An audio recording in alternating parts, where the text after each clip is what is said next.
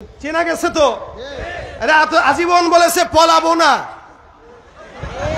আজীবন বলেছে, আমরা বলাইছি নাকি? আপনি বলাইছেন? কে বলাইছে? যে বলছে সে, যে বলছে পলায়া কি টের পাইছে? দানা আর সাথে নাই ভাই। এজন্য জুলুম কোনোদিন স্থায়িত্ব হয় না। যারা এই জুলুম করে, ফেরাউনের লাশ আল্লাহ পাক আয়াত নাজিল করে টিকিয়ে রেখেছেন, ফালইয়াউমা নুনাজ্জিকা বিবাদানিকা লিতাকুনা লিমান খালফাকা আয়া। আজীবন যারা থাকবে।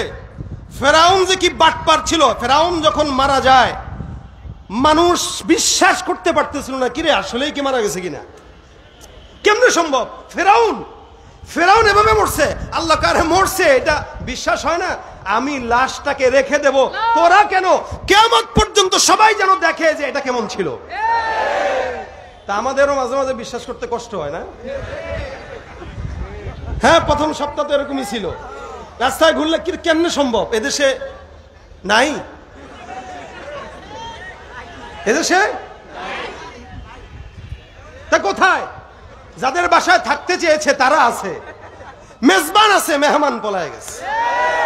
মেহমানের তো মেজবানের বাসার থেকে অনুমতি ছাড়া বের হওয়া ঠিক না, কি বলেন? আদবের খেলাফ। মেহমান আমি আপনার বাসায় যাব, আমি বের হওয়ার আগে বলতে হবে ভাই আমি যাচ্ছি, অনুমতি দেন। তো অনুমতি ছাড়া যদি চলে যায়, সব কথা বলা যায় না, মনটা সব কথা বলা যায় না। এই জন্য কিছু জিনিস আগে বলতে পারতাম না, এখন তো বলা যায় নাকি? এখন আর কোন সমস্যা আছে? আগে কথা বললে দেখা লাগতো ডানে কে আছে, ও আচ্ছা। আগে যদি বলতে গেলাম বায়ে কে আছে, দেখা লাগতো কিনা? এখন আর দেখার টাইম।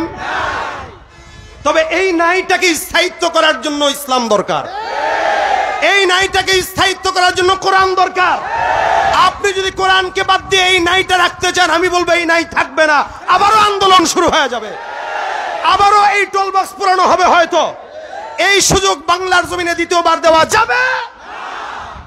এই জন্য যারা এখনো নতুন বাংলাদেশ গড়ার স্বপ্ন দেখেন, আওয়াজ তুলতে হবে, কোরআনের বাংলাদেশ গড়তে চাই, ইসলামের বাংলাদেশ গড়তে চাই। আল্লাহ পাক আমাদের এই দেশকে কবুল করুক, বলেন আমিন।